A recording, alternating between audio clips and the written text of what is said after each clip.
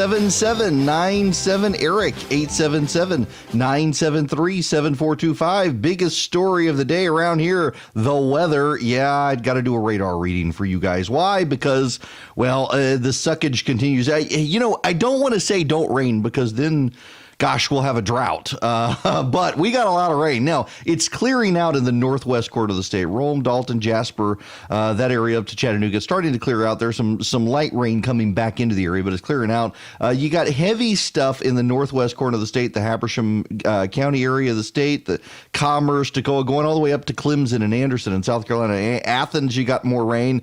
The heaviest stuff, though, is a line from Elberton down to Columbus, and it is about to impact the middle Georgia area. Well, parts of middle Georgia are already getting it. Barnesville, Thomaston, that area, to the west of Macon is getting it. Bibb County, the line of storms are right on the county line between Crawford County, Monroe County, and Bibb County. They're about to be impacting 475-75 on the north side of Bibb County. Very heavy rain. It's not raining at my house yet. It is dark and ominous. Forsyth, Georgia, getting pounded right now. It's just about through the heaviest stuff. Macon, you got about 30 minutes. If you live in Macon, where I live, I'm on the north. If you know where the Bass Pro, I shouldn't be telling you people where I live. North Bibb County, near the Bass Pro Shop. You got about 15 minutes. Warner Robins, you got a little sprinkle in your area, but it's nothing big. Poor old Roberta is about to get slammed. Warner Robins, you're getting it. You get down to South Georgia. It's gonna be a little while. By this afternoon, Valdosta is gonna have storms at about 2:00. Those of you in the eastern part of the state, well, later in the day, I'll be off the air by the time it hits you guys, but storms are coming and the temperatures are dropping. Let me zoom in real quick though, give you more precise. And the reason is we got so much stuff. Okay. In Clarksville, the Demarest, the Cornelia area, just so you guys up there are paying attention to this, those of you, again, northwest side of the state, you're largely clear now. Northeast side of the state, you've got the rain is slacking off some, but there are more heavy bands coming. The storm is moving west to east, but the flow of it is moving southwest to northeast. So, hey, you got heavier rain pulling up from the Gulf of Mexico. It's going to be impacting those of you in the Clarksville area, Habersham County, northeast Georgia. Those of you in the Athens area, you've got a more heavy rain coming. You thought you were spared. It slacked off. It's about to come back around on you and hit you again. And then you got those of us here in middle Georgia who are going to get clocked momentarily. Forsyth, the worst of it is over for you, but you still got more rain. Now, I've done weather for Georgia. For the rest of the nation, I sit down in the morning, I outline the show, I say, this is what I'm going to talk about, and then I never do it. I want to talk about something else because I got a question in an email last night, and I answered it for that person, and then I saw this piece this morning by Sarah Isger at The Dispatch, which, by the way, I've become a huge fan of The Dispatch. Random tangent. All of this stuff ties together. It's not that I lack focus. I promise. I am increasingly hesitant to pay attention to a number of voices in the media who I used to regularly pay attention to because they have been polluted by the presidency. They have either now taken the position that everything is bad or everything is good, when the reality is not everything this president does is hunky-dory and not everything this president does is sinister evil. And yet, depending on the voice you listen to, they either apologize for everything this president does or they attack everything this president does. There was a piece in the Financial Times this morning that essentially the elite are crying wolf. And the angle that this guy put in is global warming. That there is increasing scientific evidence among even skeptical scientists that, yes, the climate is changing. Yes, climate change is real. Yes, the world is warming. We still do not quite have a handle on how much of it is man-made and how much of it is natural. But there is very clearly something going on with climate. Yes, weather is your day-to-day. The weather today in Georgia is going to be rainy and stormy, and then it's going to be cold again. And it's very weird. We've had these these very warm days, and then suddenly it crashes, it gets very cold, and then it's very warm again.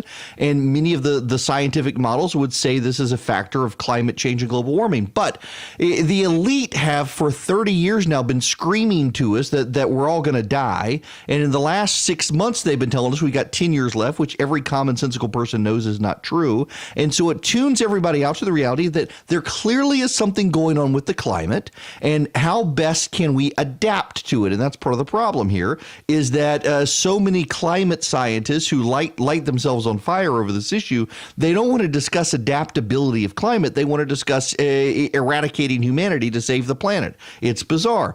In the same way, you've got people who they refuse to acknowledge that this president is capable of doing good. They refuse to acknowledge that this president's tax cuts did a good job in keeping the economy going. They refuse to acknowledge that despite all of our reservations about a trade war, this president actually played his cards well when it came to China. Now the Chinese coronavirus has otherwise upended the Chinese economy, and we are holding steady. The media told us all the doom and gloom dire war scenarios by moving the embassy to Jerusalem, and nothing happened. The media told us that we were in a world of hurt with Iran, and we were going to start World War III, and nothing happened. Time and time again, the elite in this country who don't get their way make these sensational claims. They don't come true. And so now when we get to a point where things do start to come true, nobody believes them. So, for example, it was abundantly obvious that if the Democrats impeached the president of the United States, and the president was not going to be found guilty because he was not going to be found guilty, and no one in their right mind thought he was going to be found guilty, the president would, of course, be emboldened after impeachment and feel bulletproof for a time. The big issue is whether or not the president overplays his hand as a result of it, and he probably will. Both sides like to overplay their hands, and anyone with any lick of common sense could have told you this would happen, but elite opinion was impeach the MFer and be done with it. And my apologies if you're offended by that, but that's what they actually said, except they use the real word. A member of Congress actually led a group chanting that. It was abundantly obvious to anyone with a lick of common sense this president was not going to be found guilty. And it was abundantly obvious to anyone with a lick of common sense that when a president goes through impeachment, is found not guilty, he feels a little bulletproof. And now they're shocked and appalled by the Roger Stone stuff. They're shocked and appalled. There may be a pardon of Roger Stone. What did you expect was going to happen? It's sad. And it's predictable. And so I increasingly do not pay attention to a lot of these voices who are so predictable. And I increasingly like to pay attention to the people who are willing to say, okay, this is good and this is bad, and this is right and this is wrong. And that leads me back to the Dispatch, where there's a piece by Sarah Isgur this morning. I love the Dispatch. It's run by Jonah Goldberg. It's run by Stephen Hayes. David French is there, Sarah Isgur there, and others. They're not Donald Trump fans. None of them like the president, but they're willing to do deep dives into this administration on what they've gotten right. They're also willing to say this is wrong. But there's a piece there this morning about opposition research. I've gotten emails. Yeah, I'm a professional. I can tie all these random strings together. I got an email last night. How did this Bloomberg audio from 2015 come out so quickly? And Sarah Isgur has a piece up at the Dispatch on how opposition research happens. There are whole armies of people and outside firms that do opposition research these days. I've mentioned here before. I will mention it again. I'll tell you the story of my opposition research. I ran a county commission race for a man named Bob Fountain. He was running for county commission chair in Bibb County. He was a wonderful human being. He passed away a while back. Wonderful family, wonderful man. Loved him dearly. Very, very funny guy. He was running in a Democratic primary. He was running against the son of a prominent local judge. His sister was a state representative. I'm going to leave his name out of it. He's moved away. There's no sense to drag this all back up, but the story's worth telling. How does opposition research happen? Well, it happens by boots on the ground. You go to the courthouse. You learn how to research. This is why being a lawyer was so helpful to me. Even though I hated practicing law, honest to goodness, I would probably still be a lawyer, except there was this thing called a client. And they always had problems, and you always had the solution, and they never wanted the solution. and you wound up making yourself miserable, making lots of money, dealing with the solution they wanted, knowing it wasn't the right solution. And I was like, forget this. A buddy of mine was a partner at my law firm. He told me that I was an idiot. Well, he didn't say that. He said something more bluntly, that I should go practice politics. That's what I love doing. I was running campaigns out of my office. And so I did. And I started running campaigns in my office. And one of those things was Bob's race for county commission chairman in Bibb County, which was a fun race. I had run congressional races and legislative races in the state house and the state senate. And he wanted me to run his county commission race. And that is hyperlocal. I was on city council down in Macon for a while. Worst job ever, by the way. And while I'm doing all this stuff, I'm running this race, and it's hysterical. But the opposition research comes, a lot of it, by boots on the ground. That's why being a lawyer was actually helpful, even though I hated practicing law. Learning how to research, go to the courthouse, figure out a deed, finding transactions, bills of sales, things like that. Being able to interview people, being able to depose people, being able to ask them questions, being able to read legal transcripts and judicial transcripts, and being able to figure out what happens. And you compile all of this stuff into a giant dossier, and you go around and you look online. You do deep dives online. You build itineraries. Where has this person been in the last 5 years? And then you go, oh, this person in 2015, they went to the Aspen Institute. Mike Bloomberg did. Let's go to the Aspen Institute archives and see if there's video from when he was there. Let's figure out what happened. Let's interview the people there. Let's see if anybody got audio. You fly under the radar and you do this. And when you're a candidate, what you do is a very deep dive. If you're running for the federal office, and you go out and you hire someone, and they go approach people who are there and say, hey, I understand you were there. Do you remember anything about Bloomberg? And typically what you do is you build a huge profile of all the people who may run, and you start doing your opposition research a year before you even run. Before they're even thinking of running, you've already got your opposition research file built on them. And you drip it out over time. So when the Bloomberg stuff happened, it was easy pickings. The file was already built on Bloomberg. Bloomberg was a candidate and mayor of New York. He's made no secret about wanting to be president. They've already been doing this research on him. It was easy to find it, easy to blow it up, easy to get it out. They had it in an archive somewhere. They just did a word search. They found it, and they started leaking it out to friendly members of the media. So I bring up the Fountain race in Bibb County because his opponent, I was in my office one day, and I got a random phone call from a random woman. And she said she wanted to talk to me about the opponent. She had dirt on him. Thinking, well, this is interesting. And she said she wanted to meet me. And she wanted to meet me. Now, if you're familiar with Macon, it's kind of a weirdly laid out place. I've always heard that it was laid out like ancient Babylon or some such. I don't know whether that's true or not, but that's what I was told when I first moved here back in the early 90s to go to Mercer. And she wanted to meet me downtown on Mulberry Street. At the end of Mulberry, there used to be a Wachovia building. It's now a Wells Fargo building. It's the Board of Education. There's now a nice little building down there. She wanted to meet down there. There's a little park area on Mulberry Street in Macon downtown. And so I went down there, and she wasn't there. But when I got there, she called me and she said, okay, she didn't actually want to meet there. She wanted to meet at the McDonald's. There was a McDonald's in the Medical Center of Central Georgia, and she wanted to meet there. So I drove over there, and she's not there. And she gives me a couple other places she wants to meet, and she's clearly nervous. And I'm trying to calm her down. I would love to talk to her about this. And she finally tells me that I need to go to the Washington Street Park. There's this federal building in Macon. It's the post office. And there's a little hill. They do a boxcar derby thing down this hill. And there's a little park on either side. It's very pretty down there. And there's a little creek that runs through. They bricked it in, so it's kind of like a little irrigation canal. There are little benches down there. She tells me if I would go down there, there were a series of benches. It was the third or fourth bench. I would find something under that bench. So go down there, and I get to the park, and I see there are park benches down along this little creek irrigation channel. And I walk over, and I see there's a plastic bag. And the plastic bag clearly has something in it that she wants me to see. She doesn't want me to know who it is who's giving me this. I've already figured out who it is, even though she won't admit it.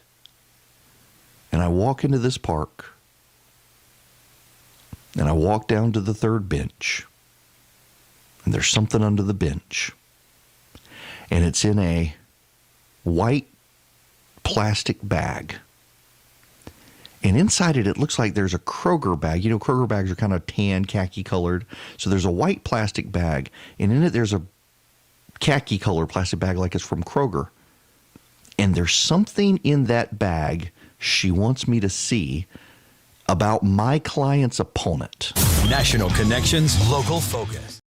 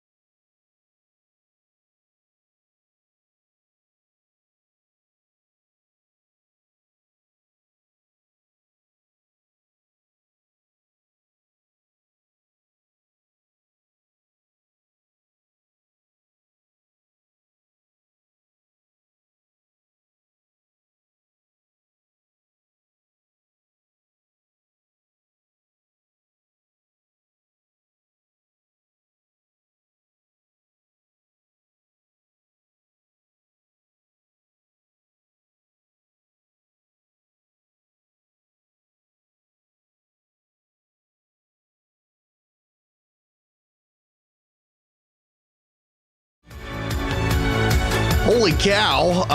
I looked out the window at commercial break and it still hadn't started raining, and now it looks like the roof is going to come off across the street from me. Good gracious. It's if you're in, for those of you listening along with me in Bibb County, you buckle down, buckle up, batten down the hatches. Rain is coming. If you're south of Macon, wow, it's about to hit you. If it's north of Macon, the gray area, you're about to get it. Okay, I reset here. Opposition research. So I'm running a campaign for county commission chair in Bibb County, and the opposition, someone calls us, a woman says she has something. She leads me on a wild goose chase all over the city, and finally she left me a package. It was a khaki plastic bag inside a white plastic bag underneath a park bench in Washington Street Park in Macon, Georgia, down from the Federal Post Office building in the Washington Memorial Library area. So I get this package, and there's something in it.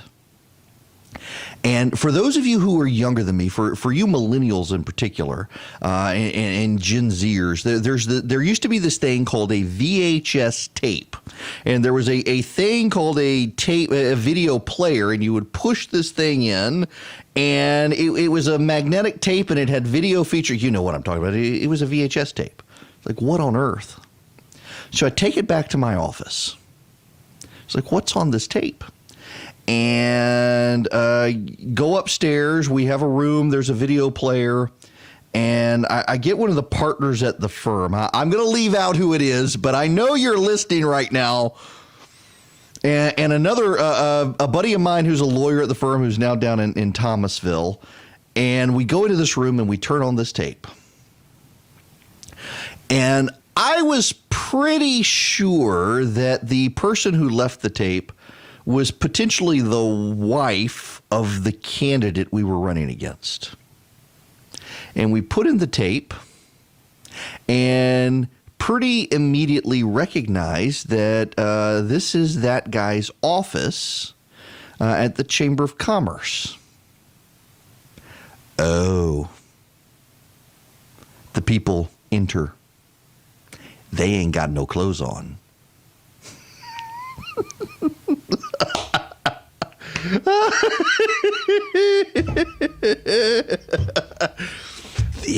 The opponent had been making amateur adult films in his office late at night with someone other than his wife.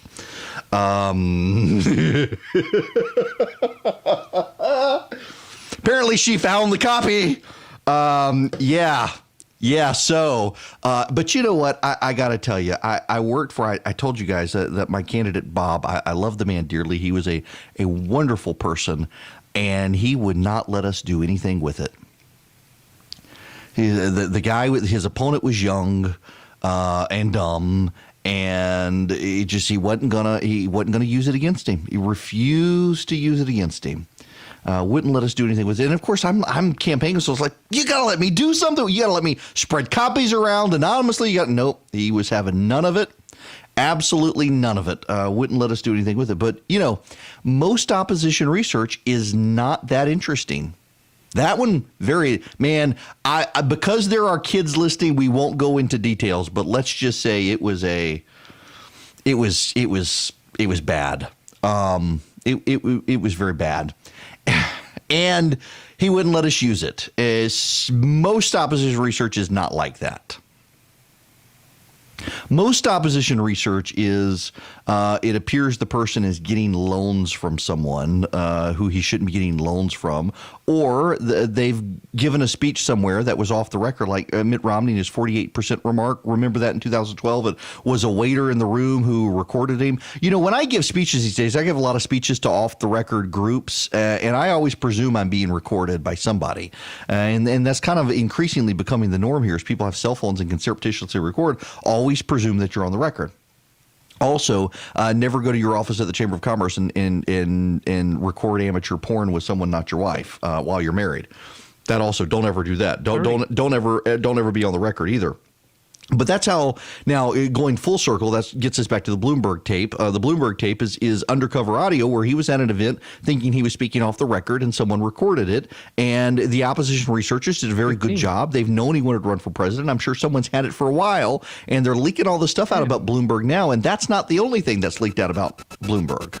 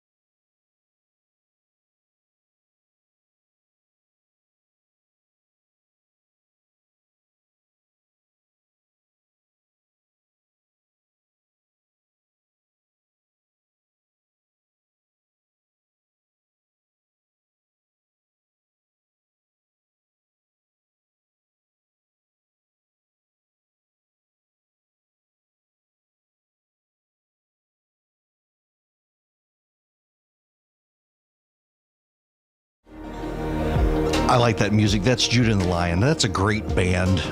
Really like them. They were in Atlanta a while back, and I got myself tickets. I was going to go by myself, and I chickened out, and my buddy Chris Burns wants to go with me to him, who guest hosts for me, who is my financial advisor, who is sponsoring this hour. Isn't that a great transition? Dynamic Money, his company, sponsoring this hour of the program, and thank you to them. We couldn't do this but for sponsors like that as we continue to grow our advertisers around the state and beyond.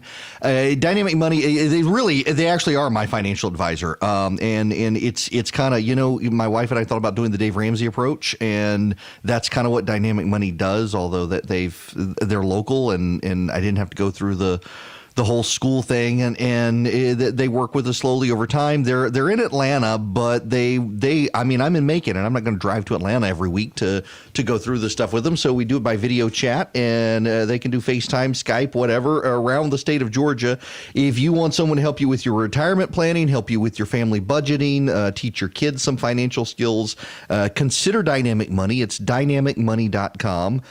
Good people, great. Just they got a great concept going, and they've really helped me tremendously with budgeting and all. Thank you to Dynamic Money for sponsoring. I left off something with the opposition research story, which is kind of funny. So my candidate actually lost. So I was actually, believe it or not, a very good political consultant, and very few of my clients lost. I had a very good win record, but sadly, my candidate Bob lost the Democratic primary. I was a Republican helping the Democrat, and when he lost the primary, the Republican who was running picked me up as my client, and I ran his race, and he wound up winning. It was a great setup there. Local races in Bibb County and in Georgia in general can be dirty stuff. Speaking of local races and local things in Georgia, I want to keep it local right now. I was going to start off with national stuff, but frankly, I'm tired of talking about all the national stuff, and I've been wanting to talk about this for weeks and weeks. I've got the mayor of Valdosta on the phone with me. Mayor Matheson, how are you? Good, Eric. How are you doing? I'm great. Thank you so much for joining me. And let me set the stage here for everybody. I saw this article weeks ago, and then we got bogged down. I had the flu, we had impeachment and everything else. But your kayak tour down in South Georgia, getting people to go down the river with you, I just thought the mayor's paddle idea was brilliant. And I wish there were other mayors around the state doing this, and figured now that we're in every corner of the state, put you on and all the mayors can hear and say, this is a great idea for conservation and the environment and just getting people together. And I wanted to talk to you about it first. How long have you been kayaking? I don't know. I think I was in a canoe when I was about 6 and never got out, and just transitioned to kayaks. It's been a lifelong pursuit. So I bought one 2 years ago. I researched it for a year. I bought one it took me a while. I finally bought one, and I love it. I get out on Lake Juliet and Macon. I'm too scared to go down the rivers because I'm afraid I'm going to meet a snake or an alligator. They're there for sure. Listen, so my wife said it's my only vice. I got 4 kayaks and a canoe at the house, and I'll pick up another one before the year's out, I promise. It's not a bad way to do it. So what was the genesis of the idea of the mayor's paddle? So it's an ongoing issue. We're part of the problem. Our sewer system crumbled in the city of Valdosta in the 2009 floods. Waited 2 years for federal help, and it turned out that every burg in the United States was showing back up at their doorstep asking for help. So they got out of that business. The federal government's out of helping communities rebuild their water and sewer systems. So we continued to experience spills while we tried to fund rebuilding our own, which we've done $140 million later. So I got elected on December 5th. On December 6th, we reported a 7.5 million gallon spill. So welcome to the mayor's office. Trial by fire. Yep, and threw a whole lot of you-know-what at me day one. So after that started to clean up, and after it tested clean, I invited a bunch of the people to our south, a bunch of the governments to our south that were receiving all that, and a bunch of the environmental groups here to go on a mayor's paddle with me. If we could spend 5 hours on that river, travel 11 miles that we did, and be able to talk to each other as we drift on that scenic beauty, then we're all going to feel a little kindred spirit. Well, that raises a question I wasn't intent on asking you, but we had Hurricane Michael come through a couple of years ago, and y'all are still waiting down in South Georgia still on some federal aid to come down for that. And it just seems like you guys keep waiting on federal aid for things that never come. Well, I'm going to change our slogan to a blessed community. That showed up. It caused a decent amount of damage for us, but it showed up on our doorstep and never entered the house. Well, that's good. Everybody to our west, absolutely devastated. 3 weeks after Hurricane Michael, I was broadcasting the VSU, the Valdosta State University football game against West Florida. So the drive over to Pensacola, Eric, it was horrific. I mean, It moved me like nothing ever has to see that devastation, to see entire pine fields flattened. It was just, they're another 5 years in recovery. Wow. And, Valdosta, I've gone down there now several times. I was speaking at VSU a while back. We've got a family their daughter was down there, and I've gone down there visiting. I'm always struck by Valdosta, having grown up in South Louisiana, flat live oaks, the moss, and you've got a real small town feel, but then you start thinking about all the things that are in Valdosta and around it. You guys, it's a remarkable area down there. Well, yeah, there's only 13 hub cities in the state of Georgia. We're the smallest of them, but we are a hub city. Everybody's country come to town when they want a good time, better restaurants, and entertainment and the like. So we're proud of that fact. We've never really embraced that fact. So I think that's something I'm gonna work on doing. Make sure that we know that a lot of people rely on us for all that. Right now, as mayor, what's the biggest issue that you think the city's facing? I got a couple of things I got to get done. In the first year, I got to get transportation done. We're 30 years worth of promise, and nobody's ever delivered. They do a cost analysis. They say, whether it's the haves not supplying for the have-nots, whatever the case may be, it's just never got done, Eric. And I've got a couple of on-demand models that I'm going to push at a retreat that we're doing first week of March. I'm going to see if I can't convince 7 smart council people that that's the way to go. I've got cost analysis on it and otherwise, and I think I can have it in place by October 1st. Hey, I know there are a lot of ears that listen here during the legislative session, members of the legislature and the governor's office listening, and a lot of people from north of I-20 come on the program. In fact, I believe you're the first elected official I've had on who's south of I-20. And what would you tell the folks who get so I-20 and north focused about South Georgia and the needs down there? Well, I'm going to say sorry to him because we got the right governor in place right now. He's visited every single county in the entire state and did it for 8 years as Secretary of State. And his rural development push and the previous governor before him on the way out mean it's time for us to shine. So I like to think that everything's not going into that nice 4-county area you live in. Well, listen, I'm in Macon, so. Oh, okay, gotcha. Thank you. Sorry. No. That's fine. I get it. I guess I got to be the voice for south of I-20 on the program. When everybody comes on and they start talking about rural development, I'm like, wait a second, y'all are talking about mountains. You're not talking about the rest of us. well, listen, I'll give you. I often use Macon as kind of the bad example, and Warner Robins is the good. So do I. Oh, okay, yeah, you have to. So you guys had your chance 30 years ago and kind of blew it in Macon, in Bibb County. And if you look to the north, they're kind of living by, hey, we got a bad example to the south, and everything they've done seems to turn to gold. Right. Yeah, very much so. In Monroe County and then Warner Robins South. So, let me get back to the mayor's paddle, which is one of the big reasons I wanted to have you on, is what would you say to local officials around the state? Because I know, in my area, we're dealing with the river keepers up here in the Altamaha watershed with Oconee and the Ocmulgee. And I don't know that enough people appreciate the natural resources. We all got screens. I got a kayak that collected dust this past year. What would you say to local officials trying to get their citizens back out into nature and experience it beyond a screen? Oh, listen, blueways. Just remember that word, blueways. We got 3 minor waterways through here, and to our south there's major waterways like the Swanee River and others. I want the citizens to enjoy them. Imagine a 2-hour, a 45, an hour-long paddle 2 miles down that everybody can go enjoy, to have a little outfitter.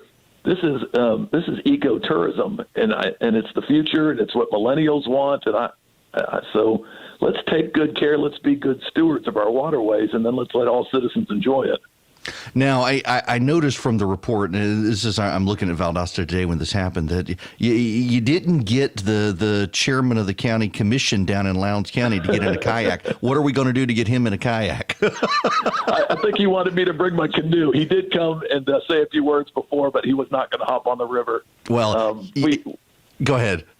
Yeah, he's an exceptional guy, and he just announced that he's going to run for re-election, and I look forward to working with him for the next 4 years after that. So we're going to get a lot done.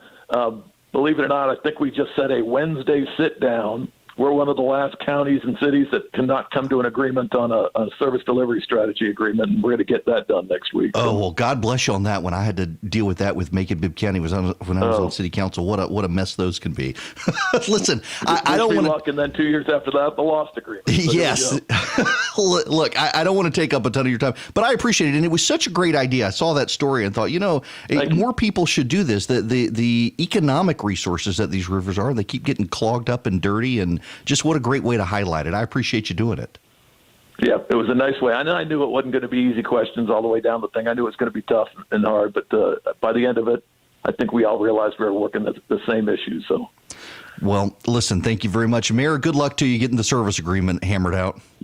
Yeah, thank you, Eric. Thanks for the time. Absolutely. That's Mayor Scott Matheson from down in Valdosta. He organized the mayor's paddle, where he got as many people as he could to paddle down the river with him in Valdosta, highlighting the ecotourism aspect, the need for clean water.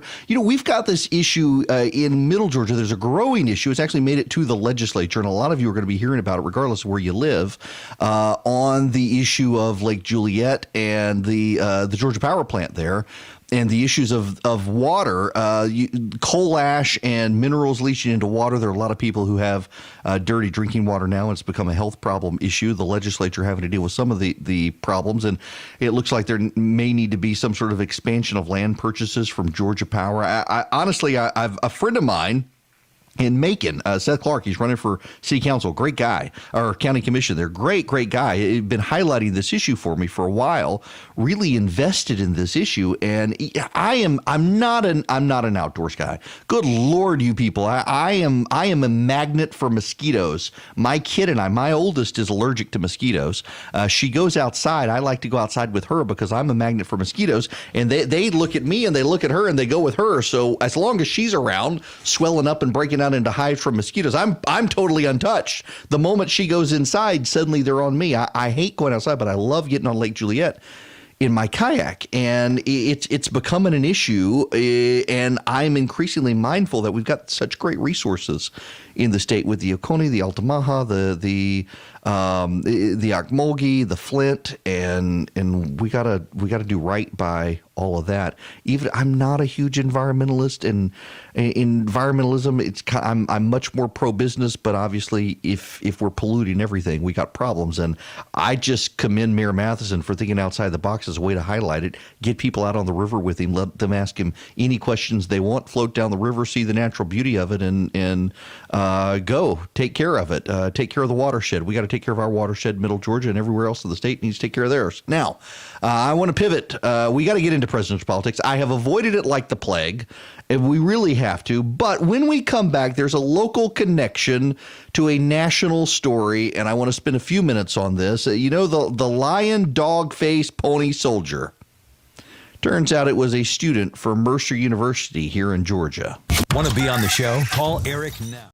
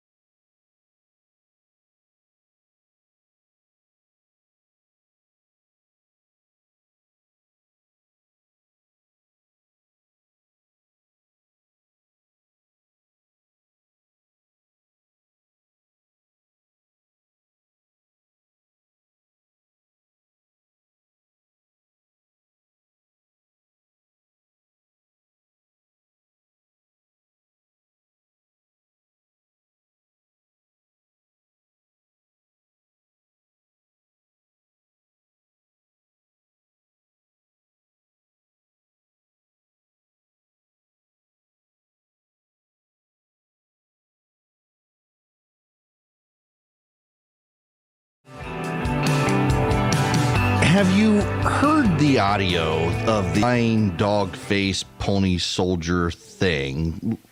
Listen to this audio of the vice president at the forum in New Hampshire. Hi, my name is Madison, and I'm an econ student at Mercer University. And oh, awesome. So I'm going to be a little bit mean for a second, okay? So He takes his jacket off. So you're arguably the candidate with the greatest advantage in this race. You've been the vice president. You weren't burdened down by the impeachment trials. So, Notice the crowd reacting as he's been a target of the president during the impeachment trial. in the participation. So how do you explain the performance in Iowa, and why should the voters believe that you can win the national election? It's a good question. Number one, Iowa's a Democratic caucus. You ever been to a caucus? No, you haven't. You're a lying dog-faced pony soldier. You said you were, but now you got to be honest. I'm going to be honest with you. Okay, we can stop it there. Did you hear how he said it? And the crowd laughing. He's used this line before in a number of places. She apparently feels victimized, is all upset. Y'all, I got to tell you, I've just had enough of the easily offended. He did not mean it that way. You can tell from his voice. You can tell from the rest of the crowd reaction. And Dragon says she's apparently not a supporter of his anyway. This reminds me of this audio out of the University of Virginia. They've got a multicultural space now at the University of Virginia. A multicultural space.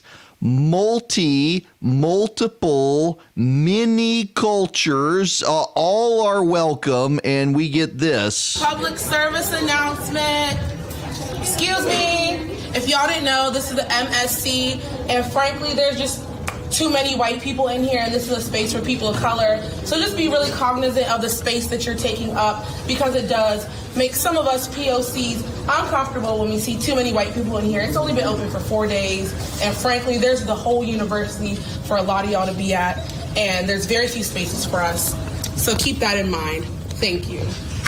Us POCs, that would be people of color. Not a POC, a POC, a people of color. You people have the whole university that we don't. Wait a second. You're a University of Virginia student. Do you not have the whole university as well? Is there no POCs allowed signs around the university? No, you can do it too. And now that this young lady from Mercer, who she told the Macon Telegraph that it was kind of insulting for people to say it was a joke. It was quote, kind of humiliating to be called a liar on national TV by the former vice president. Instead of answering the question straightforward, his immediate response was to attempt to invalidate me by exposing my inexperience. Is she admitting that she hadn't been to a caucus? Because he says, Iowa's a caucus. Have you ever been to a caucus? She nodded her head, and he said, no, you haven't. You're a lying dog-faced pony soldier, drawing laughs. And now she says, instead of answering the question straightforward, his immediate response was to attempt to invalidate me by exposing my inexperience. So is she now admitting that in nodding her head to the vice president, she actually wasn't telling the truth? Y'all, come on. Dragging this story out, the victim aspect of it, and the fact that it's still a story this long, the media is now trying to dig a hole for Joe Biden. And Joe Biden deserves it because he's run a terrible race. He's been erratic. He's been odd. He uses lines like this that are outmoded and archaic. He is clearly, it's elder abuse for him to continue running, frankly. It is. It's elder abuse against Joe Biden for him to continue running. It's sad to see. But trying to crest the wave of he was insulting me. No, he's used this line multiple times in the past. It's a line from an old John Wayne movie. Come on. And then you've got this girl at the University of Virginia who can't handle that there are white people in a multicultural facility. This is so Orwellian. When did multicultural mean no white people allowed? I thought multicultural meant everyone was allowed of every culture. Multicultural, multiple cultures. Is it multiple cultures except for white culture? Why have people gotten so sensitive? And now this whole rise of socialism, the young voters they didn't turn out in overwhelming numbers in New Hampshire, but when they did, they tended to vote for Bernie Sanders because they want socialism. Why? We should be mindful, the rest of us, all of us should be mindful that millennials by and large got left behind when the economy rebounded when Barack Obama was president. And yes, let's be honest, the economy began to rebound when he was president, not Donald Trump, but it still left behind a lot of millennials living in mom's basement. 30. And so naturally they believe the free market has failed them, and so they want socialism. They're ignorant of history. You've got the New York Times peddling this 1619 garbage project, rewriting American history, indoctrinating them. But man, the younger you are, the more sensitive you are, get a spine and just deal with it. I mean, don't let it fester. That's people let things fester and want to hug it out or some such.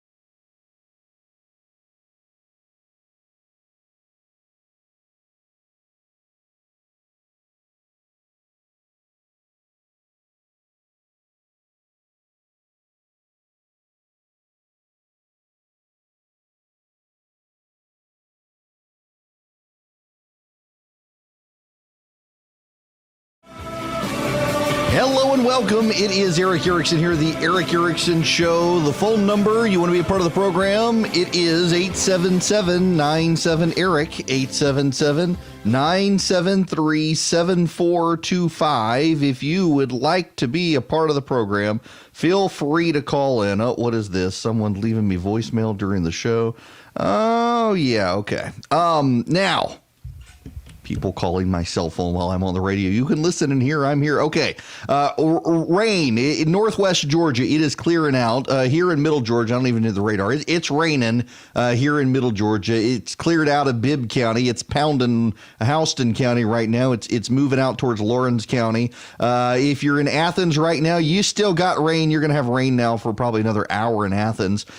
Same in Clarksville, because it's the storm front is moving west to east, but the rain is blowing southwest to northeast. Y'all, I'm half Swedish. I can't get directions right. I'm sorry.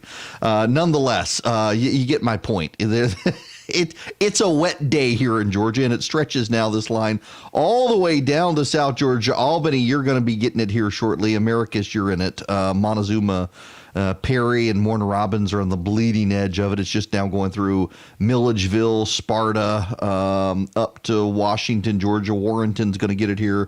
Lincolnton over to Augusta. You'll be having it here shortly across the state. Look, my job in the mornings is to keep you people informed and dry, and now we can move on to other things. I should say, though, I note the New York Post is admitting that the girl that from Mercer University that Joe Biden called the lion dog face pony soldier actually is now admitting she had not been to a caucus, though she nodded her head to tell Joe Biden she had been to a caucus.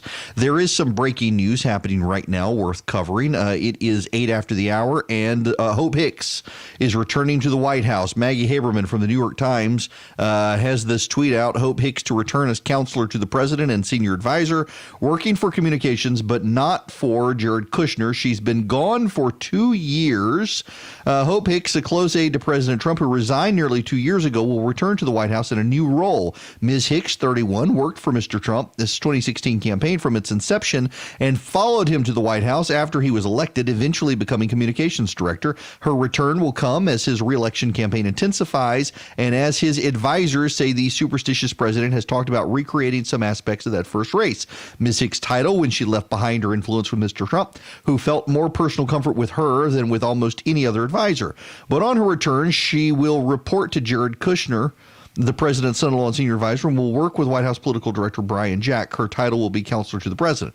No, I'm sorry. I misread her the tweet. Hope Hicks to return as counselor, working not for comms, but for Kushner. Got that reversed. There is no one more devoted to implementing President Trump's agenda than Hope Hicks, Mr. Kushner said. We are excited to have her back on the team.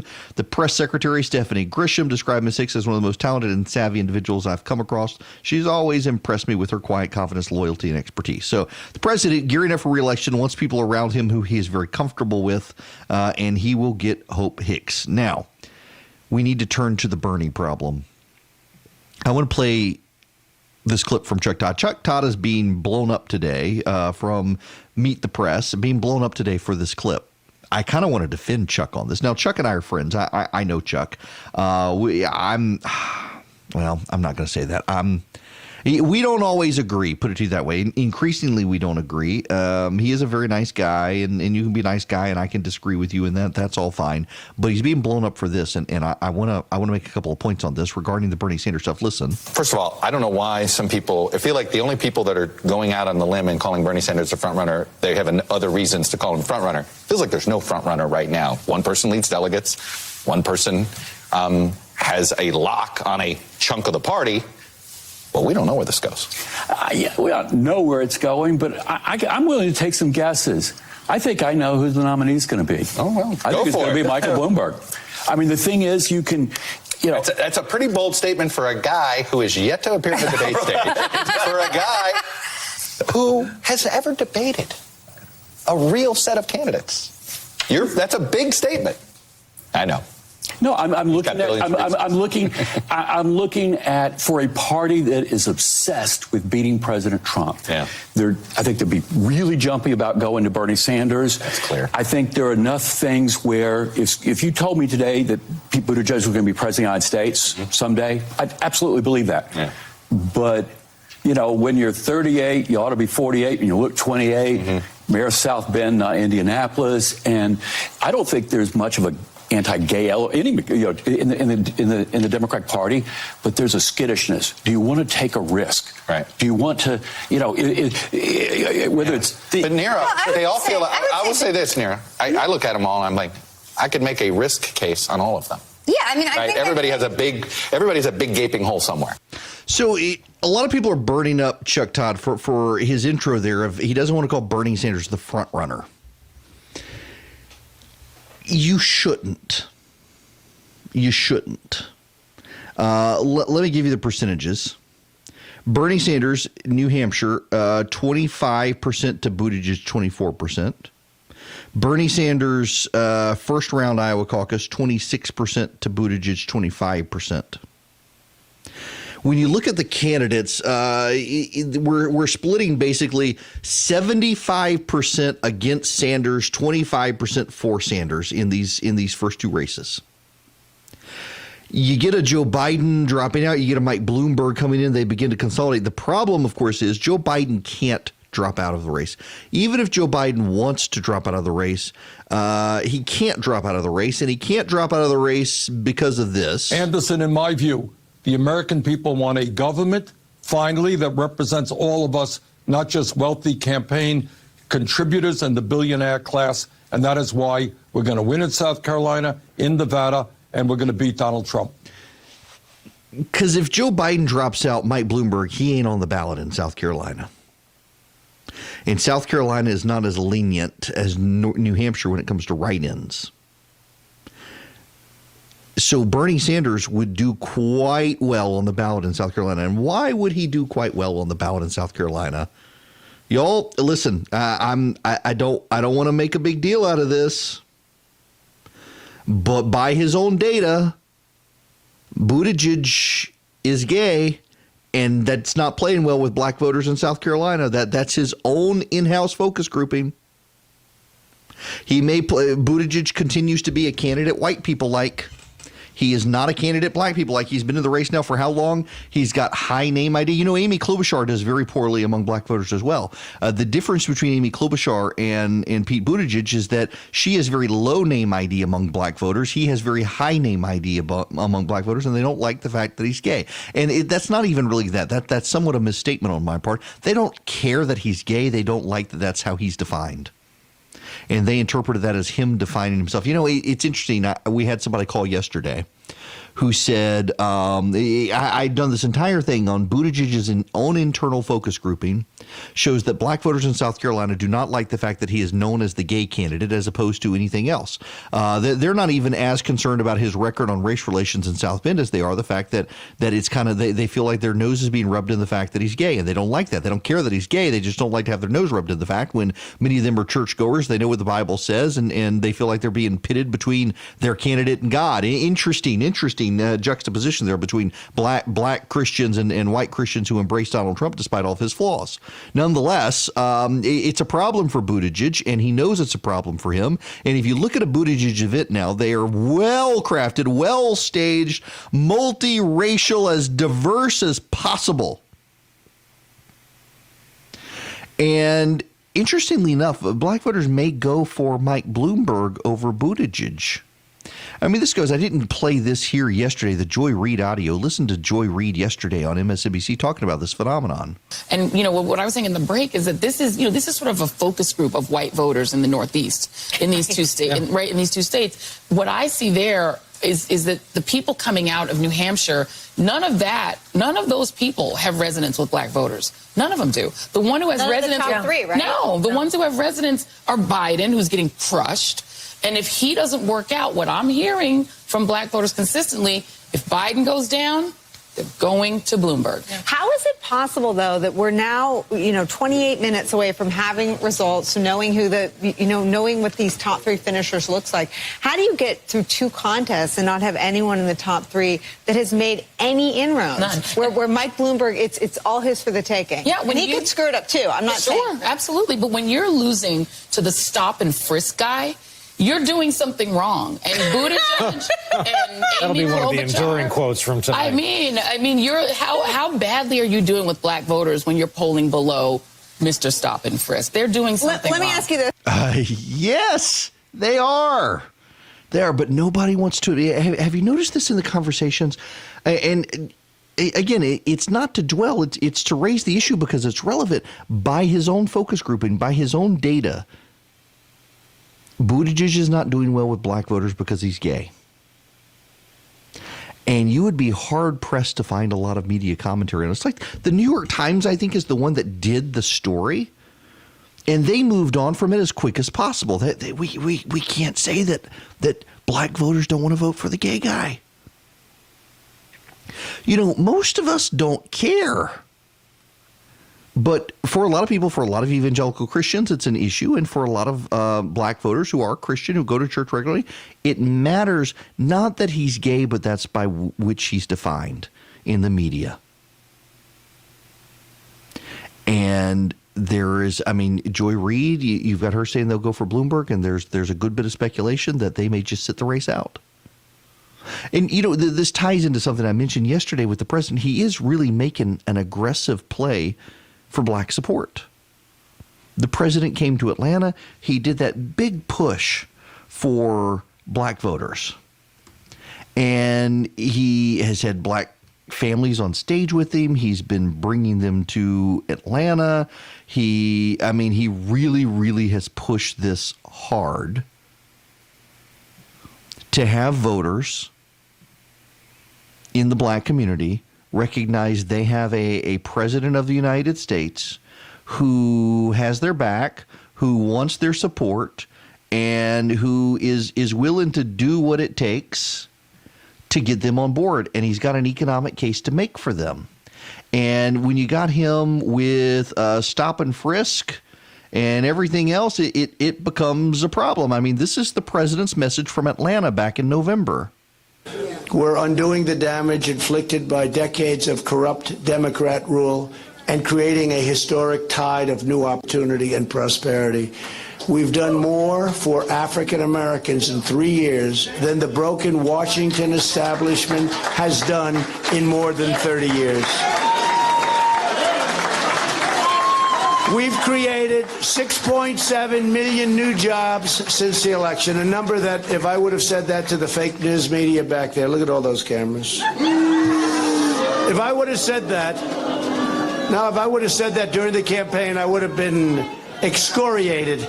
They would have gone wild. How dare he make 6.7 million new jobs? Think of that. Since the election. Last month, the African American unemployment rate reached the lowest level ever recorded in the history of our country. How do you lose that argument in a debate, right? The African American youth unemployment, this was so important to me. You remember how high it was, 60, 70%? Has now reached the lowest number ever recorded in the history of our country, doing really well. The African American poverty rate has reached an all-time historic low, lowest it's ever been. For the first time ever, most new hires of prime working age are minorities and women. First time that's ever happened.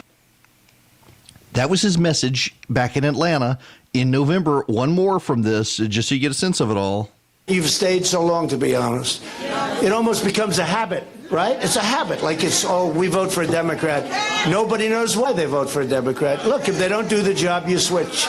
You got to switch. And some progress has been made like never before, perhaps, in such a short period of time. But under this administration, all of that has changed, and it's changing even faster now.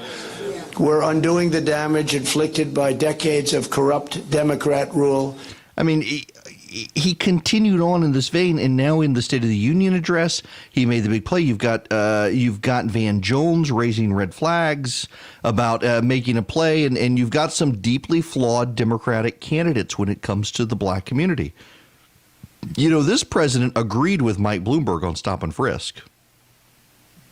Praised it, in fact, on Twitter years ago. You know, there's always a tweet for something with Donald Trump. But he's also the one who signed into law the criminal justice reform measure. And he's got people in the black community who are willing to stand up and speak for him. And you contrast that with Bloomberg. You see, I got to tell you, there are a lot of people out there saying that Bloomberg's the one, Bloomberg's the guy, the president fears him. There's a story by David Drucker, the Washington Examiner, that Republicans fear Bloomberg. They fear his money. I don't know. I think the president can make a hardcore play for black voters and Second Amendment advocates and build a unique coalition to stand up against Bloomberg, one that would catch the Democrats off guard because they don't understand the phenomenon. Democrats have become in such a bubble these days that they don't understand the phenomenon. Real quick, before we get out of here, I need to let you know there's a severe thunderstorm warning over in the Augusta area, McDuffie County, Columbia County, Lincoln County, in Georgia. It spills over into South Carolina. If you're over in that area, the thunderstorms are really, really, really strong. They're headed into the Augusta area. They will be in the North Augusta area here in the next 30 minutes. Be careful out there. National connections, local focus. Erick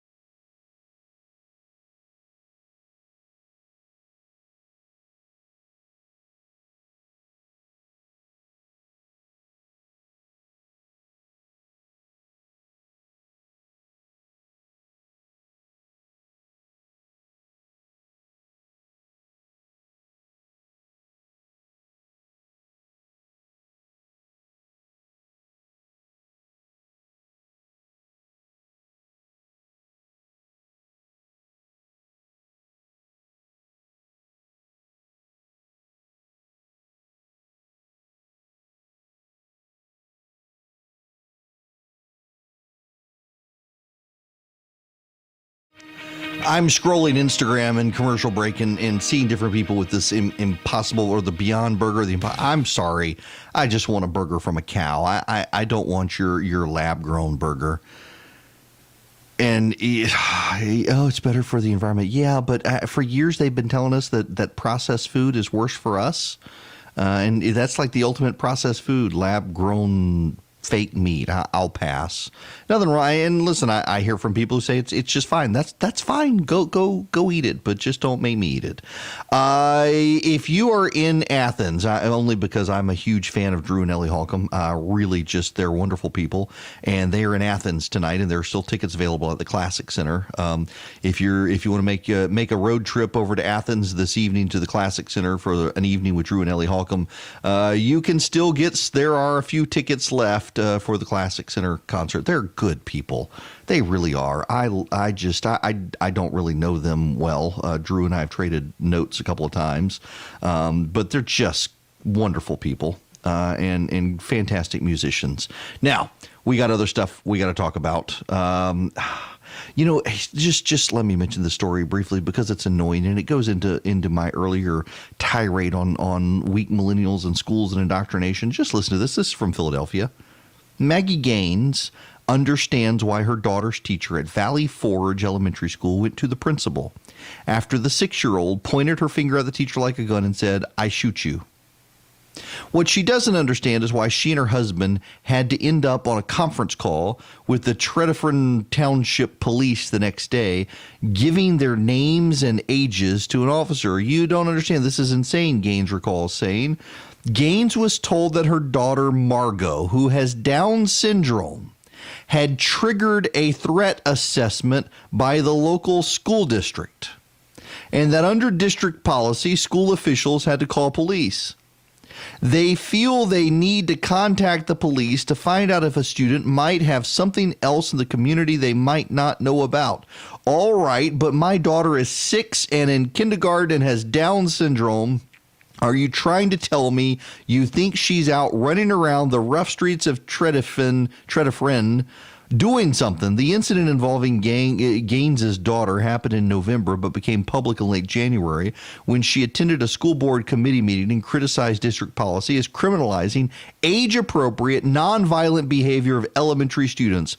Last week, a copy of her statement was shared on Facebook, drawing more attention. One of Pennsylvania's top-performing districts, Tredyffrin Easttown, covers an affluent area of Chester County. The district declined to comment on the incident, but said a school board committee was evaluating its policy. Advocates see the district's actions as emblematic of a broader problem with schools over-reporting student behavior to the police, an approach they worry is reinforced by a national push for schools to preemptively identify threats and prevent violence. Y'all, just to review here what we're talking about, a 6-year-old kindergartner with Down syndrome pointed her finger at her teacher and said, "I shoot you." Get her! Y'all, seriously, this is stupid. And good for the mom for taking up for this. Have you ever met someone with Down syndrome? They're the sweetest people on the planet.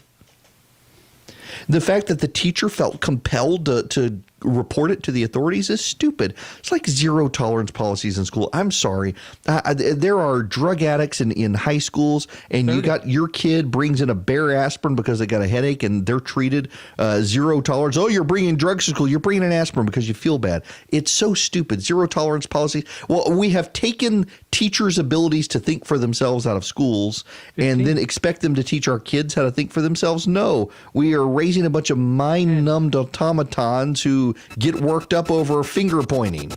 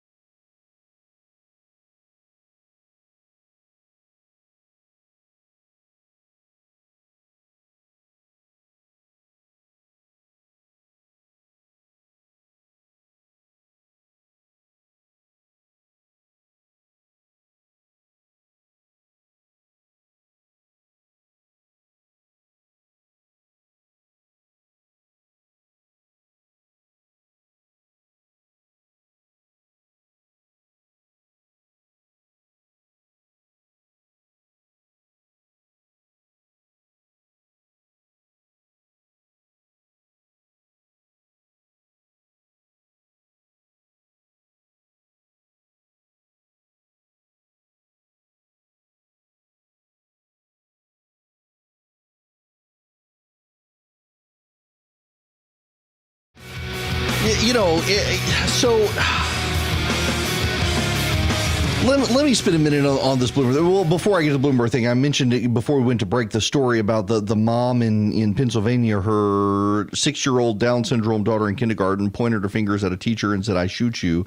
The teacher felt compelled to call the police, and the police felt compelled to interview the parents, and the mom is understandably angry. A buddy of mine who lives in Peachtree City listening said his son has autism and was in the woods behind their house playing with his bright orange and yellow Nerf gun, and a neighbor was all upset about that. Oh my goodness gracious. The neighbor called the police playing with a Nerf gun. So okay, Bloomberg. Bloomberg is untested. Bloomberg ran as a Republican in New York because there was no one running as a Republican, and he didn't want to run as a Democrat. So he ran as a Republican. And of course, both parties, you have someone, unless you're David Duke, you run as a Republican. The Republicans are gonna champion you. And if you run as a Democrat, the Democrats are going to champion you. And once it was no longer useful for him to be a Republican, he immediately became an independent. He's run as an independent. Now he's gone back to being a Democrat, which he was before he became a Republican. And he's always tried to find an easy way out. And this is his easy way out. He is a guy who has avoided the initial primaries in caucus states. He's waiting for them to fight amongst themselves and use up their money. And now he is ready to get on with his life and challenge him on Super Tuesday, where he's been pouring vast resources in. But every time Bloomberg speaks now, there's kind of a ish moment. Listen to this. This is Bloomberg today. And she, every day I'd say, "What'd you do?" And she'd say, "Well, I played Scrabble today." And I said, "Who'd you play with?" "The housekeeper." "Did you win?" "Yes, of course." And I said, "Mother, the housekeeper works for us. She's throwing the game to you." And she said, "That's an outrage." And then she finished by saying, "And if you learn to play Scrabble, you'd learn how to spell." I said, "Mother, at my age, I'm never going to learn how to spell." Mother, okay.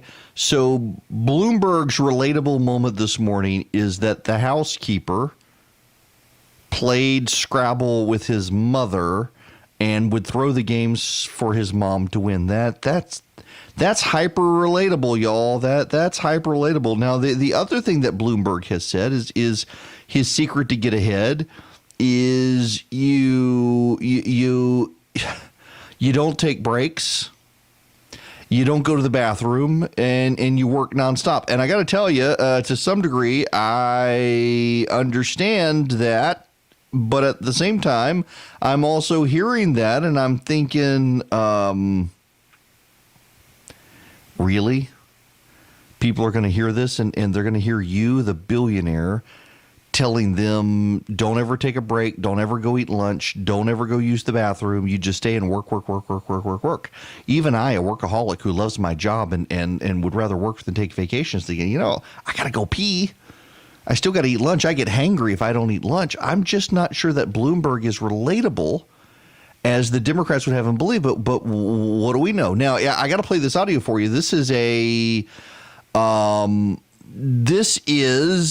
protester, and I gotta set the stage for you. This is radio. It's not TV, so you can't see this. But it is exactly as you would think it would be. It is exactly what you think would happen. It is an old woman with an oversized knitted striped handbag who has the audacity of getting on stage at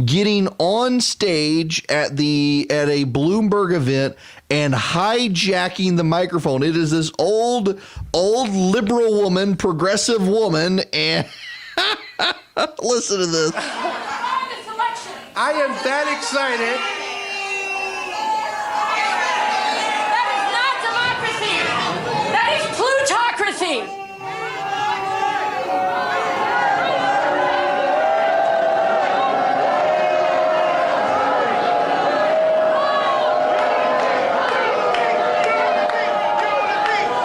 They had no one at the stairs to block this woman from going up on the stairs at the Bloomberg event where Bloomberg was going to speak.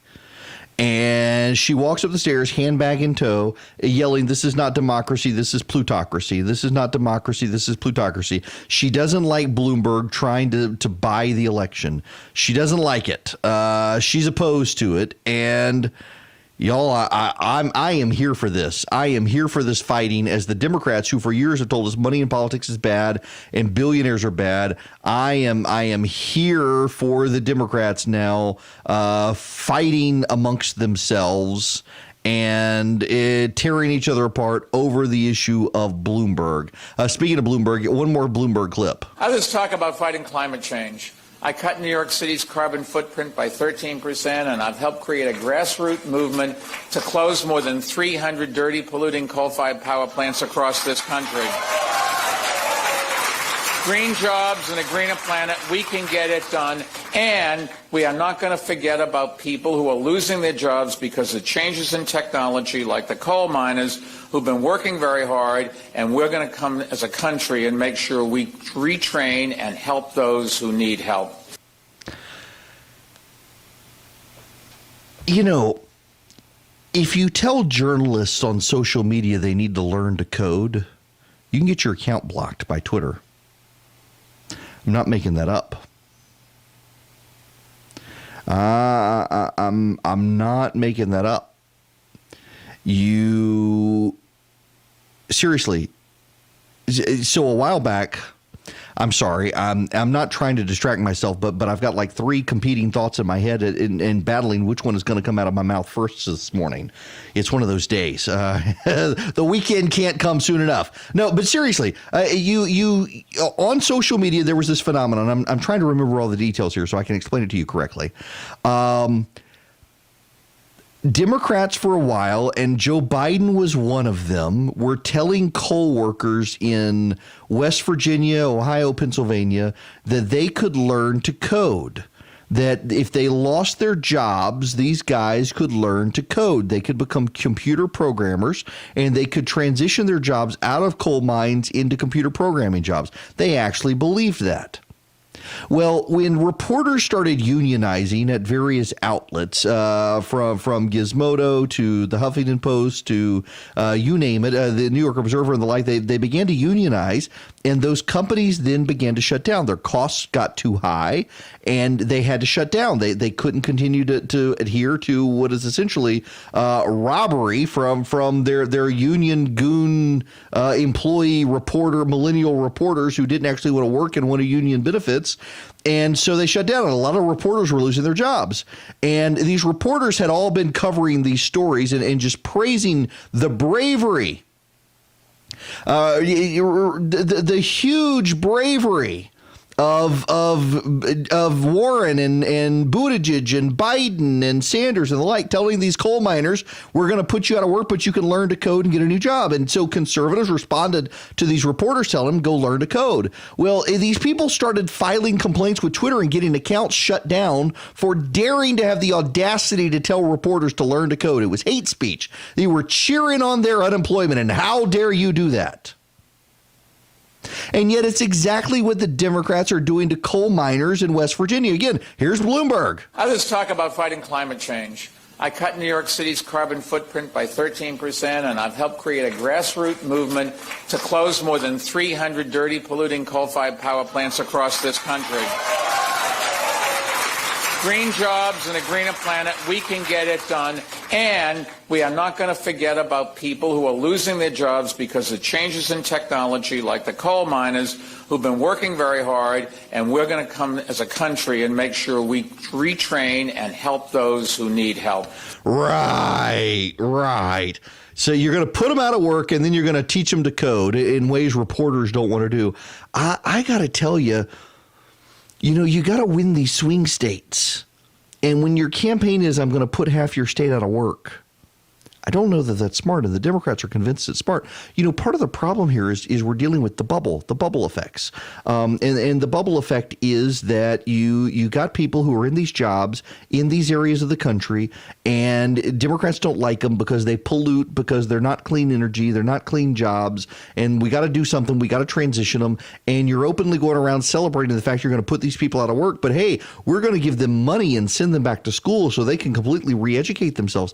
I don't know that goes over well in some of these areas. And this gets to the overarching issue of they say Donald Trump is authoritarian. They say he's a dictator. And meanwhile, many of these same Democrats, they praise China.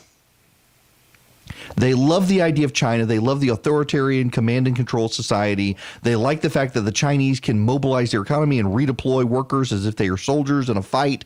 And you're one guy, you could be working the iPhone line, and the next time you could be in a field growing a soybean crop to compete with America. And that's China, and hurrah, and let's build high-speed rail. And that's not the way the United States works. And you listen to some of the stuff that comes out about Mike Bloomberg, you listen to some of the audio that comes out involving Mike Bloomberg, and you're thinking, good Lord, this guy, he is rather out of touch, is he not? He actually is kind of unable to function in the world in which we lead, and he can't figure out a way to relate to ordinary people, and the way he's trying to relate to ordinary people is trash talking Donald Trump. And I don't know that works so well. Bloomberg is thinking that he's a New Yorker, Trump is a New Yorker, they can have a New Yorker campaign. Most people don't like New Yorkers. I don't know that we're supposed to say that in public, and the media is in a New York, D.C., Acela corridor bubble where they don't realize it, but, I mean, do you want to listen to Mike Bloomberg's accent on the campaign trail for a year? Do you want to do that? And he is short. This is a friend of mine's theory. He says, how much money has Tom Cruise spent so people never know how short he is?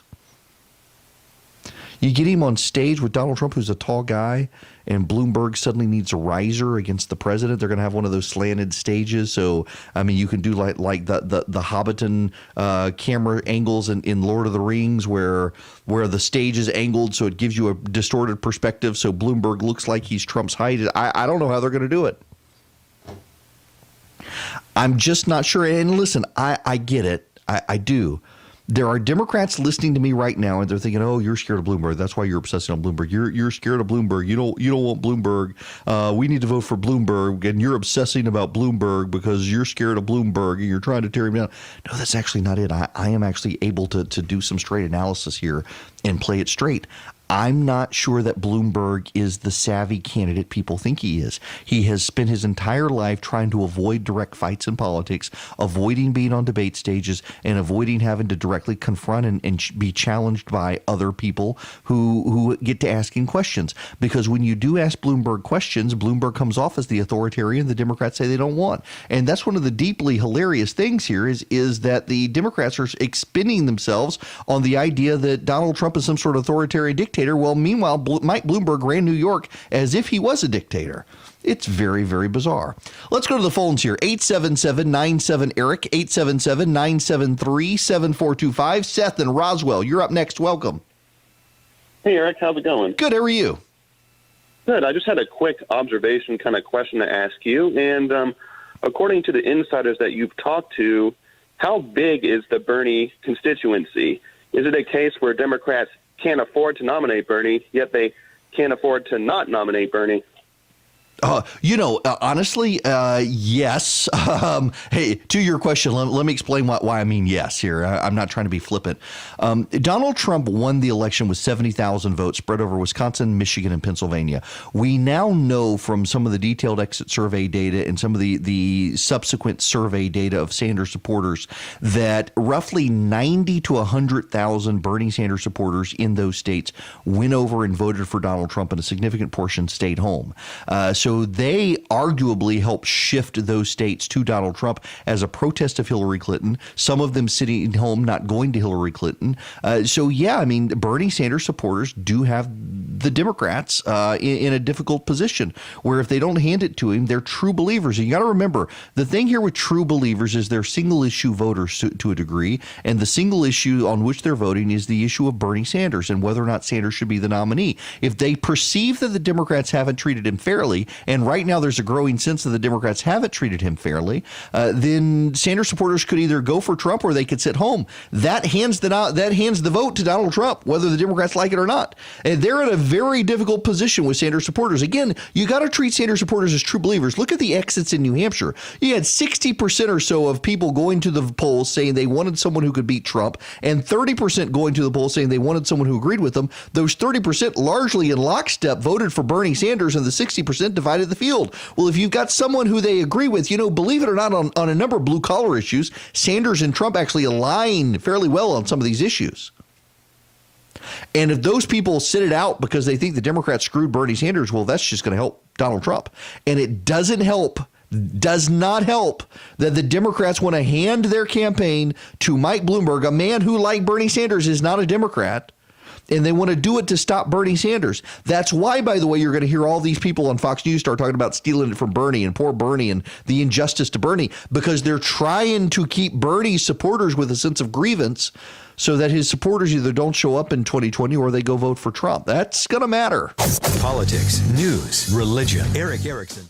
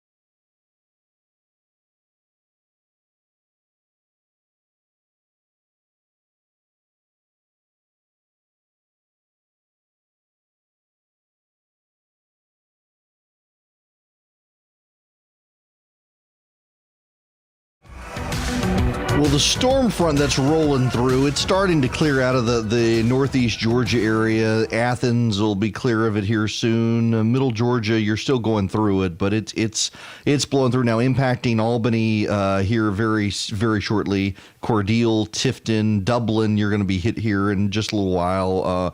Rennes, Statesboro, you've got about an hour or so. Vidalia as well, you got about an hour before the front gets to you. It's moving pretty quickly through the state, though, so things will be clearing out. There's still a severe thunderstorm warning in the Augusta area.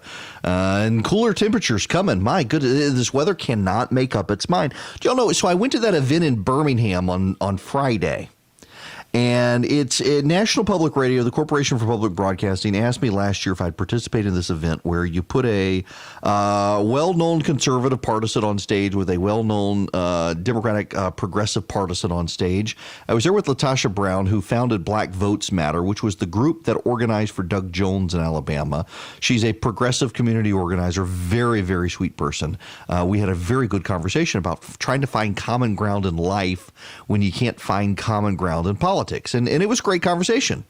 And we had a lot of fun. And then I decided, it was on a Friday night, and the hotel I was at a Hilton Hotel in downtown Birmingham, and it was right by one of the hospitals.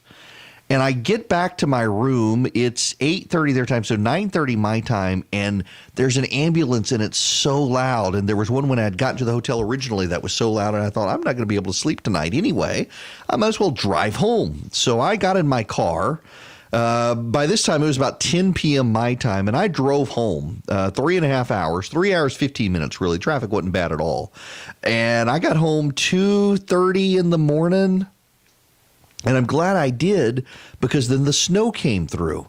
And had I gotten up the next day and tried to drive home, I would have hit the snow and the ice.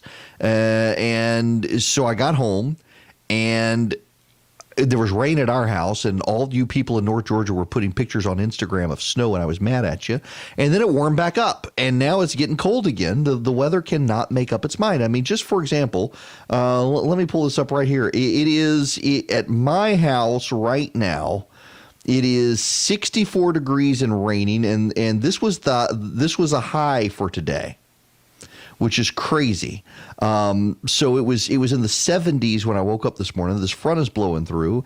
The temperature is going to drop now into the mid 60s. And what's the temperature going to be now tonight? It's going to be cold tonight, and then tomorrow it's going to be 61 for high, 34 for low, and by Saturday it's going to be 50s and 30s. And you get into North Georgia, and it's going to be in the 20s. I mean, in Adairsville on Friday night, the low is going to be 28 degrees. In Athens, it'll be 30. Up in Blue Ridge, it's going to be 19 degrees. 19 degrees. The weather cannot make up its mind. And this gets into the whole unpredictability of the climate change arguments of there's clearly our weather is weird. The climate is weird. The role of man versus the role of the sun, the role of natural forces. We can argue it till we're blue in the teeth, and you got all these nonsensical people out there who just scream at you that you're a denier if you admit that the climate is changing, but you refuse to admit it's changing as rapidly or as badly or as terribly or as man-made as they claim it is. But our weather is just weird. It needs some Thorazine right now to settle down. Now, when we come back, we got to spend a little more time addressing the Bernie Sanders problem that the Democrats have. But I want to start with adoption reform in Georgia.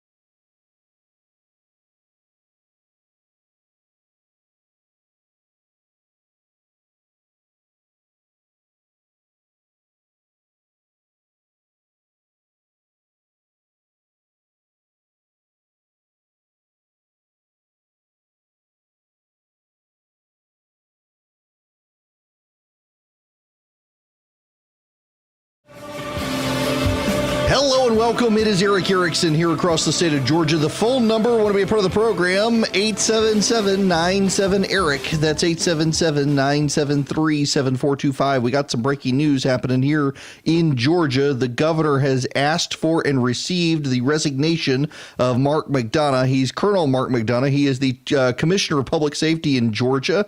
The governor has released a statement saying, "My family and I thank Colonel McDonough for his dedicated service, leadership, and sacrifice. We wish him the very best in the years ahead." Mark McDonough, the Commissioner of Public Safety, resigning in large part because of the Georgia State Patrol cheating scandal. If you're not familiar with it, the entire 2019 class of the Georgia State Patrol has been fired because they all cheated. Every single one of them. There were 30 of them, I believe, and they all cheated on the exam for speed detection. In fact, a number of people who got speeding tickets are having those tickets dismissed because you got to be certified to run the laser radar speed detection equipment, and they cheated on the exam. So the head of the Commissioner of Public Safety is now resigned at the request of the governor.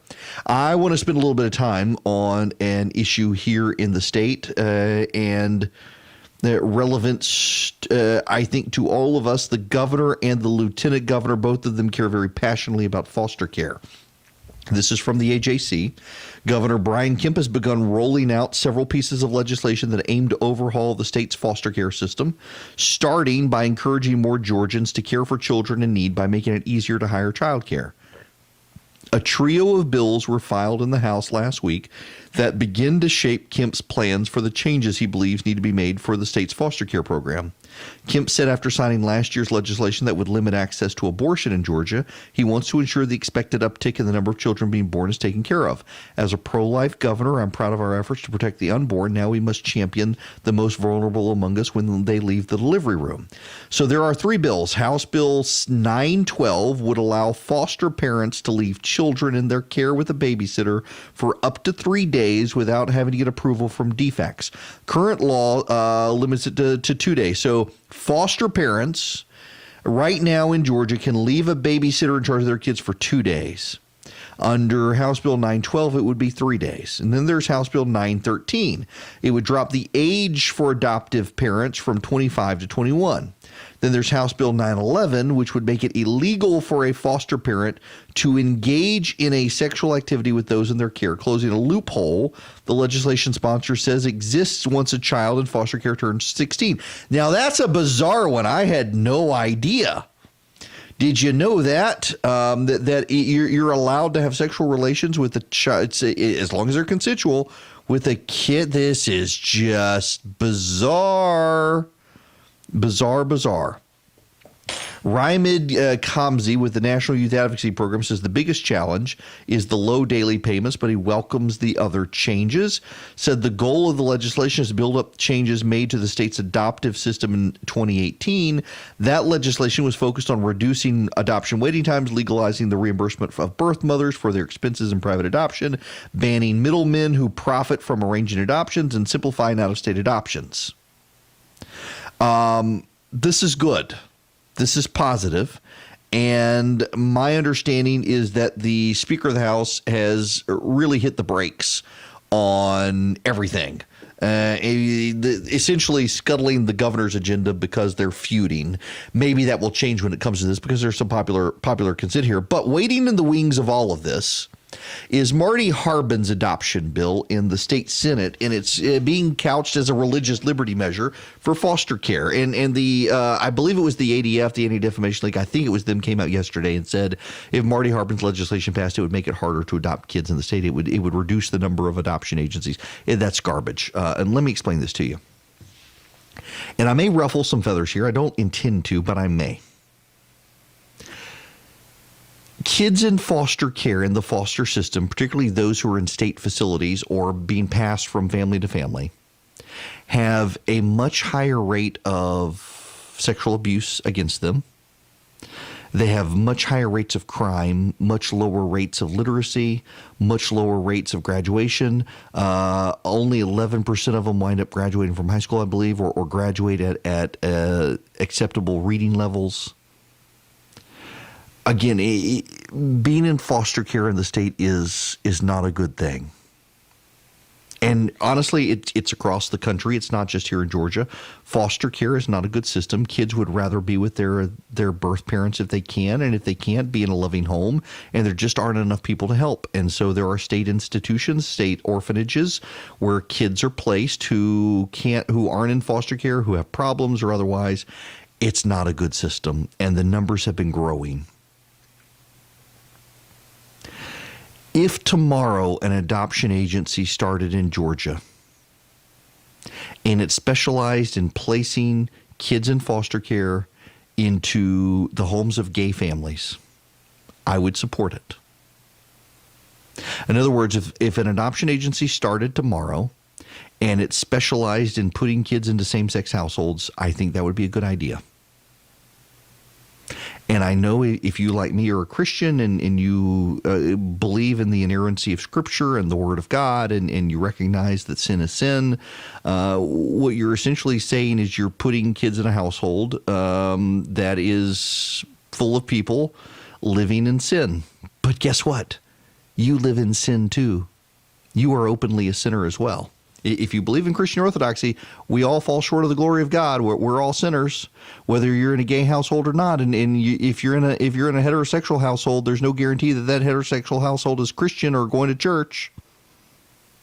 I am in favor of, and I'm aware of one adoption agency in the state that specializes in placing kids in Muslim households. And I'm okay with that too. If you're a Muslim family, you want to adopt a child, you're going to raise that child as a Muslim, I'm okay with that. And you can complain all you want about, well, what about the spirit of the child? What about the soul of the child? You're introducing them to a false god if you believe that, or in a secular household, no god at all. Okay, they're not doing that in a state-run facility. They're most likely not doing that in a lot of foster care families. They're just being passed from family to family back into an orphanage. They're not getting their soul nourished there either. A lot of people opposed to these ideas who themselves don't want to be foster families and do what they think is right for the kids. Listen, if there's an adoption agency that opens tomorrow and only gay couples can use this adoption agency, I'm in favor of it. It's one more agency in Georgia to help get kids out of the system. There's a Muslim agency in town. I am totally, I shouldn't say in town, in the state, I am totally in favor of them operating. One more agency to get people out. But of course, that's not what we're dealing with in the state right now. In the state right now, while there is one agency that specializes in Muslim placement, and there are no agencies that specialize in gay placement, there are a multitude of state adoption agencies that specialize in Christian adoption. And I shouldn't say state, they're private adoption agencies in the state of Georgia, but they collaborate with the state to place kids into loving homes, and many of them have faith-based criteria for those families. So, for example, there's a Catholic charity that will place kids in two-parent heterosexual nuclear households. There are a number of Protestant Christian adoption agencies. I'm familiar with several of them, and they want to find good Christian families. Some of them will allow kids to go into a single household so long as the person's a professing Christian. Some of them require a two-parent heterosexual nuclear household that has a statement of how they came to the Lord. And I'm okay with them operating in the same way I'm okay with an adoption agency that specializes in placement in same-sex families. I'm okay with being an adoption agency placing kids in a heterosexual household where they go to church on Sunday. I'm okay with it. The more agencies we have to get kids out of institutionalized living, the better off we will be. The better off we will be because the kids who live in a family, a loving family, who get placed in a family, they have better education rates, they have better grade retention rates, better literacy rates, better healthcare rates. Less likely to fall into crime and drugs. Get them out of the institutions into loving families, whether that family is straight or gay or power of the Holy Spirit. But there's a problem now, is there not? Because around the country, what we're seeing is progressive activists who are come under withering state regulation and criticism, and some of them have had to go out of business because to be allowed to work with or have to be mandated to work with same-sex couples and singles. And the faith-based children should be placed in a loving heterosexual two-parent household. The more adoption agencies we have, the better. Texas, Mississippi, Alabama, State, and we will have the Christian adoption agencies, understanding that a Christian adoption agency is. But we all know it's coming. We all merely quoted scripture. I've actually read the book. If it was directed to younger black men, made for men, and women are not made for women. Men are, we need to live godly lives. And they fired him a year after writing that. Kelvin Cochran, the city ultimately settled with him. In Georgia, it's only a matter of time. So Marty Harbin has legislation similar to tech. Is that if this legislation passed, it would reduce where if you are not a Christian, you cannot unless you're Muslim. Marry her. The idea that protecting the status quo will mean they're about it with common sense. It's dishonest because all we're doing is protecting the status quo. Today we have X number of agencies. You pass the law tomorrow, we have the X number, 2X minus whatever. It's not going to happen. You're going to protect the status quo. You're not going to reduce. These are targeted. Many of them are going to go out of business because part of them being in business, and God says that marriage is between a man and a woman, and you want a heterosexual two-parent gang has decided it is more important to reduce the number of that gang is so worried that a child might be in. And I think they should be protected. Good adoption agencies in this state as possible. And frankly, if our state legislature says that it happened in Georgia, if Georgia, the city of Atlanta fired its police chief for writing a book for his Sunday school class, don't tell me they won't come eventually to try to shut down adoption agencies in the state. The mere fact that you have gay rights activists in the state of Georgia right now trying to shut them down, trying to show up and cause problems for them, and trying to block legislation to protect them tells you everything you need to know. Good for Marty Harbin from Tyrone, Georgia. He's a state senator. That includes faith-based adoption agencies. Erick Erickson wades through the fake.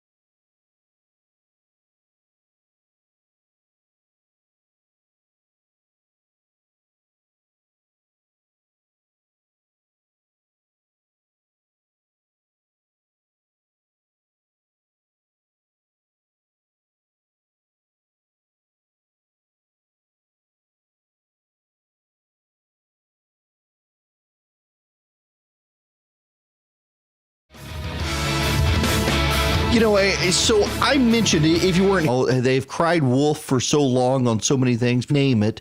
We have Western elite in this country. There's a great example of this, Jonah Goldberg. Read you the tweet from Bloomberg Asia.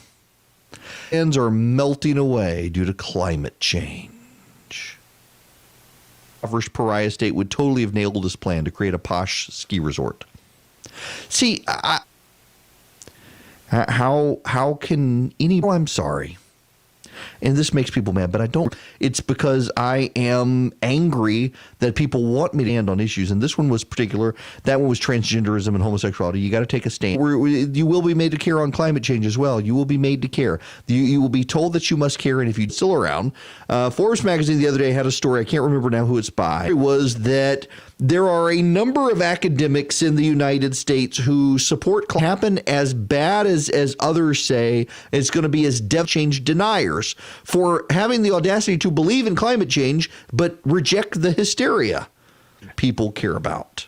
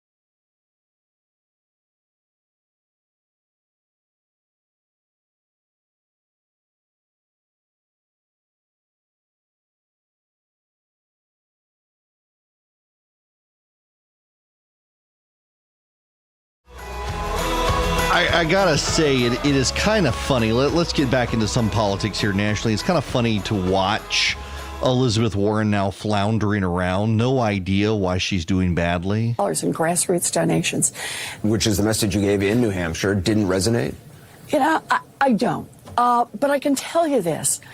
I can tell you that it's what I fight for, and I'm going to get out mine. Frothy. We've only heard from 2 states. We got 98 states and territories, 98% of our states and territories left to go. That means we've got a lot coming. It's very interesting now that they're being less respectful of her. They're asking tougher questions on TV. She, for so long, was the candidate the media loved. I mean, listen to this exchange with Chris Hayes on MSNBC with Elizabeth Warren about the Department of Justice stuff. You have proposed a task force where you'd be criticizing you for essentially doing the thing that you're criticizing, right? This would essentially be using the Justice Department to pursue political vendettas. What do you say to that? There's no reason to let her answer. I mean, she denies it, of course. She tries to come up with a way, but it's fascinating to watch. And then within the black community, and he's on CNN. I want to play this exchange on CNN with him for the black community. Now, the reason I do this, there is a report. It just dropped on the wire. Here's the headline from Politico. Major black donors unconvinced by 2020 candidates. Black donors and business leaders have a problem with the Democratic presidential field. No one is doing enough to earn their support, they say, or to build a durable relationship with black voters for the primary and general election. These concerns have spilled out in awkward exchanges in recent weeks as a 2020 Democrat courted black donors in New York City. It's a community that threw significant support to Kamala Harris and Cory Booker before they dropped out of the presidential race. And while a large number of them have ties to former President Barack Obama, many remain unconvinced by Joe Biden. But none of the alternatives, particularly Pete Buttigieg, have gained much traction either. According to interviews with 10 prominent donors and operatives, the situation is sparking anxiety because the donors are increasingly concerned the tepid outreach they've experienced from the campaigns shows the candidates are unprepared to motivate black voters, an essential piece of the Democratic base the party nominee will need to defeat President Donald Trump. They find Buttigieg's stumbles over policing in his hometown troubling, and they say he has trouble relating on an emotional level. Mike Bloomberg has a damning legacy to overcome on stop and frisk policies, even as he reaches out to the black community and puts forward major policy proposals that some find promising. When Biden campaign manager Greg Schultz traveled to New York in January to hold a campaign briefing with current and potential donors, one attendee told Schultz he believed black voters would ultimately support Biden so long as they thought he was the winning candidate, according to two people with knowledge of the conversation. Well, here's Charlemagne the God with Aaron Burnett. Tonight, Joe Biden reassuring supporters that his campaign is still on track after 4th and 5th place finishes in Iowa and New Hampshire. Biden telling donors in a conference call today that his campaign will gain ground once black and Latino voters have had their say in Nevada and South Carolina. Out front now, Charlemagne the God, host of the radio show The Breakfast Club. It's been a must-stop for candidates on the campaign trail. And also, you are a South Carolina native. Yep. As you were saying, you were just there. You're going down again this weekend. Yep. So Joe Biden is telling, gets on the phone today with donors and says, look, don't worry, we're in a good position. We're going to turn things around once black voters have had their say. Of Joe Biden, but I mean, I would have to ask black voters the question, like, why do the old white men, who have the most racist legislation towards black people, why are they, the top two front runners when it comes to black support, Joe Biden and Bloomberg? I would ask that question, especially now if I was a black voter.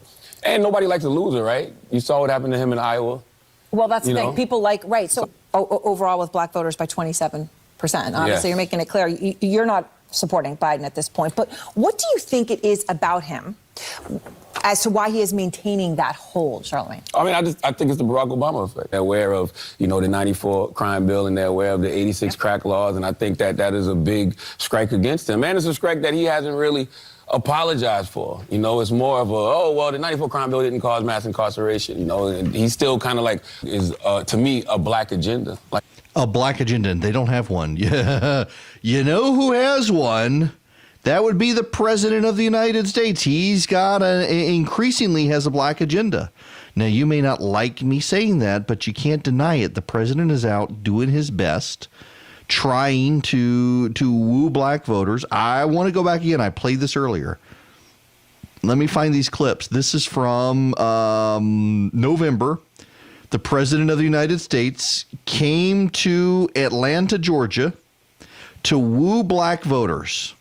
The president wanted to make an extended pitch to them. I want to play you an extended clip of what the president had to say.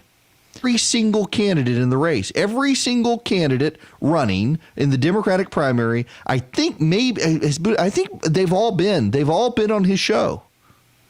Highly influential. And he's saying they have no agenda for the black community. Here's a man who clearly thinks nobody knows why they vote for a Democrat. Look, if they don't do the job, you switch.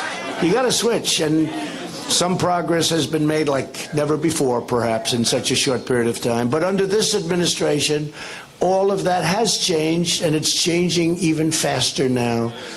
We're undoing the damage inflicted by decades of corrupt Democrat rule years than the broken Washington establishment has done in more than 30 years. News media back there, look at all those cameras. If I would have said that, during the campaign, I would have been excoriated. They would have gone wild. How dare he make 6.7 million new jobs? Think of that. Since the election. Last month, the African-American unemployment rate reached the lowest level ever recorded in the history of our country. How do you lose that argument in a debate, right? The African-American youth unemployment, this was so important to me. You remember how high it was, 60-70%? Has now reached the lowest number ever recorded in the history of our country, doing really well. The African-American poverty rate has reached an all-time historic low, lowest it's ever been.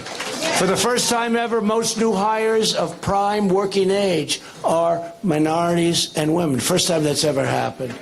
Wages are rising really fast, up 9% since the election, a number that was unthinkable. And they're rising fastest for low-income workers. Proportionately, they're rising the fastest for the low-income worker. Who would have thought this was going to happen? Almost 2.5 million Americans have been lifted out of poverty since my election, including 150,000 African-American children. 150,000. It's a lot. See, when I hear 150,000, a lot of people don't know what it means. You know what it means to me? We fill up Yankee Stadium 3 times. 3. That's a lot of people.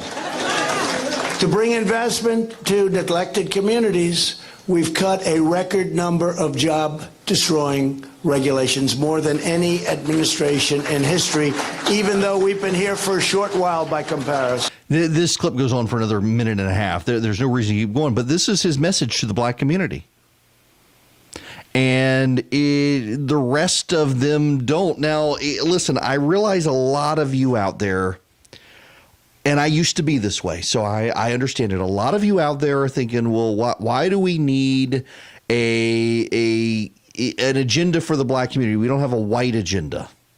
I know there are people out there who think about that. I used to think about that. And honest to goodness, the answer is because by and large in this country, you benefit economically. You have an economic plan and it benefits you. Well, it is perceived by some as being beneficial to the white economy and white people. And it is largely a situation where we have become so bifurcated in this country in class and segments of society that you go off and you speak to large crowds of white folks, that there's a smattering of Hispanic and black people in the crowd, but you're not actually focused on the black community and talking about how those policies address the black community. And you got to. And the reason you have to is because for decades, that's how Democratic candidates have talked to black voters. And if you want to make real inroads into the black community, you're going to have to engage at their level on their terms of debate. And that is going to be explaining to them not how you're creating brand new policies for them, but how your existing policies benefit them. And that's what the president's trying to do. And you don't need a per se black agenda. What you do need is an agenda that you can go to and talk to the black community and explain that based on their experiences in life, that agenda is going to work for them too. And Republicans have been very bad about doing that. And then you've got the president contrast with Mike Bloomberg. This audio, the opposition file, just coming out. This is from 2013. Again, this stuff's been sitting out there, and now it's starting to drip out. And I believe a lot of this stuff is coming from Democrats, not Republicans. Here's Bloomberg. For them to do this is just such an outright disgrace. How they can look themselves in a mirror knowing they are hurting deliberately the life expectancy and the quality of life for the people that they're supposed to serve. Health officials argue the ban is reasonable and needed to fight the country's growing obesity problem. It is set to take effect in March. I didn't tell you what that was intentionally because I wanted you to hear Bloomberg himself. Listen to it again. I'm playing the entire news clip. This is a news clip from New York. Yeah, I will tell you what it's about, but you got to listen one more time to Bloomberg. He's talking, now I'll tell you the second time, he's talking about the NAACP. The NAACP, that's who Bloomberg is talking about.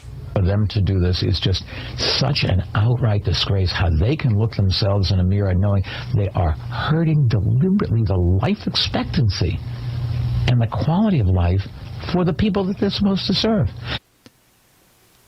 They're hurting the life expectancy and the quality of life of the people who are hurt the most by this. Do you know what he's talking about? Why is he blasting the NAACP? Because they opposed his big gulp ban. Remember, Bloomberg attempted a ban on large soft drinks. You're not allowed to have unlimited refills, and you're not allowed to have giant big gulps. And Bloomberg attacked the NAACP for opposing it. Why? Because in Bloomberg's interest, they were hurting the people they were there to serve. They were hurting the people most hurt by the big gulp. In other words, black people were drinking too many big gulps, and Bloomberg was going to ban them to save the lives of black people. That doesn't really translate well. And that's part of Bloomberg's problem that his campaign needs to understand they've got to overcome. And that is that he doesn't talk like he relates to normal people. He doesn't. And if we could make a local point here, Kelly Loeffler, you notice she hadn't done any big media tours yet? Our newest senator in Georgia, she hadn't done any major media tours. She's done some, but she hasn't done a lot. And you know why? Because she's not ready for prime time. And I don't mean that disparagingly.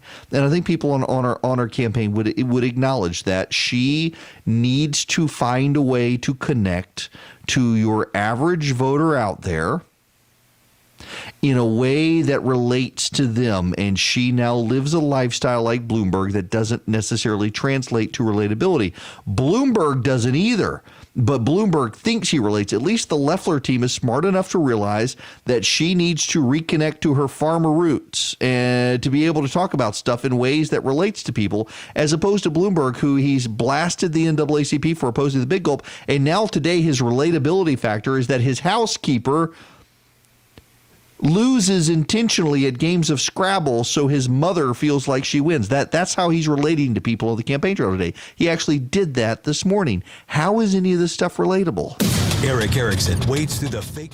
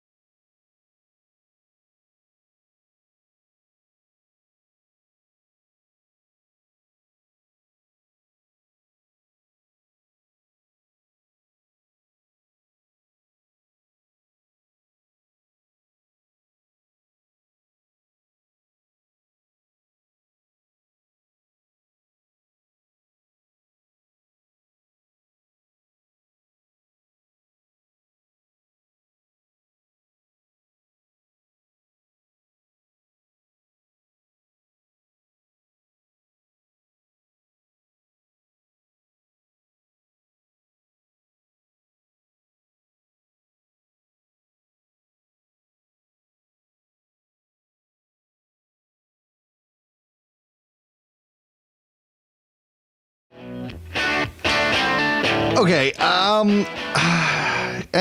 need to get to this story that's beginning to circulate. So Hope Hicks is coming back to the White House. She's going to go work with Jared Kushner, not in the communications office. When she was there the last time, she was the communications director. Maggie Haberman at the New York Times, who's a great reporter, but I think is kind of, another one of the reporters kind of broken by the president, I guess. She says what's happening today is part of Kushner consolidating power. This all further weakens Mulvaney and is part of Trump's post-impeachment, pre-impeachment effort to make over the government in his image. Johnny McEntee, the aide removed by John Kelly over security clearance issues, who recently returned to the West Wing, is expected to take over the office that oversees presidential personnel appointments. Can you blame the president for this, given the number of people within the administration have been out to undermine him, the careerists? For example, did you realize that one of the prosecutors in the Roger Stone matter, who resigned, is being heralded as a hero of the media, a careerist within the Department of Justice? He was actually an Obama appointee. He was a Democratic partisan who Obama brought into the White House, and he stayed and became a careerist. This is one of the things people tend to forget in these conversations. When you're a partisan political appointee in an administration, you can convert to the career civil service and stay. And a lot of Obama's team decided at the last minute to convert and stay as career civil servants, and they've been trying to undermine the president ever since. So you bring back in Johnny McEntee to make sure the president's not surrounded by a bunch of Obama holdovers, now careerists in the civil service, who are going to light him on fire, try to throw him under the bus, much like some of these people did. The whistleblower, for example. On top of that, you've got Kushner now consolidating power, saying this is weakening Mulvaney. Look, everybody knows Mark Meadows is coming in to take over from Mulvaney. Mark Meadows is going to be the next White House chief of staff. Mulvaney is going to step aside. I don't know when, but the idea that Kushner is consolidating power to undermine Mulvaney, if the president wants Mulvaney gone, he's gone. The president wants Hope Hicks back, and he wants Jared Kushner to have power because of 2020. It has nothing to do with reshaping the presidency in his image. He could do that with Mulvaney. This is all about campaign 2020. This is all about the willingness of the president to be surrounded with people who were on the campaign in 2016 because he's somewhat superstitious. He wants the band back together. And that's what he's doing. This, I got to tell you, one of the worst phenomena of our present age is that so many reporters have been broken by the president in one way or another that every single story is written through the lens of Trump derangement syndrome. Every single story is written as the president's out to get this person or that person. The president's out to break this person or that person. The president's out to undermine this person or that person. The president's doing something wrong. You never hear stories about the president doing something right. And on the left, there is a fundamental belief that the president can't do anything right, but he actually is doing a lot of things right. But here's the other thing. All of these people who told us the president was going to be impeached and he was going to – listen, I thought it was going to be a bipartisan acquittal. I really did. One or two acquittal. I assumed Joe Manchin would vote for acquittal. There's actually a story that he may endorse the president's reelection now, having voted to impeach him. I really did think there would be one or two Democrats who would go along with acquitting the president. I was surprised there weren't. But by and large, we knew it was going to follow along party lines. Even if it was one or two Democrats, it was going to mostly be party lines. And everybody knew what would happen if the president was acquitted, and everyone knew the president was going to be acquitted. And all of this is the logical fallout of an impeachment that failed. Everyone should have known it was going to happen. And they didn't, because they only want to view things through Trump derangement syndrome. That's why they keep being surprised by the antics of this president. Everybody disappoints me.